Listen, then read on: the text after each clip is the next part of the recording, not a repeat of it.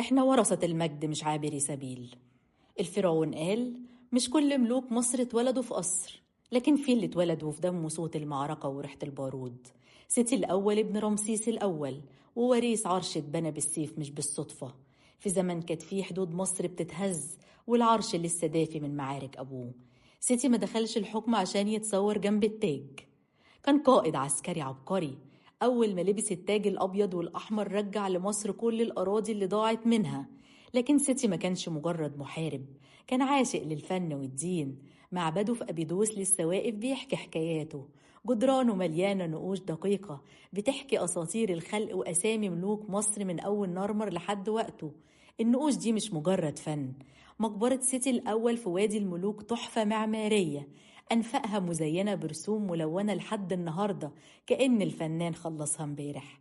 لكنها كمان لغز، لأن موميا الملك مفضلتش في مكانها، اتنقلت أكتر من مرة لحد ما استقرت في الدير البحري.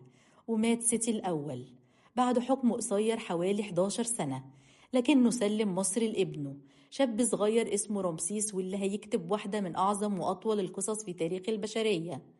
الفرعون قال: لو سيتي الأول هو السيف اللي فتح الطريق، فرمسيس التاني هو العاصفة اللي مشيت فيه. استنوني في الحلقة الجاية وهنشوف ازاي رمسيس العظيم خلى اسمه يتنقش على جدران التاريخ.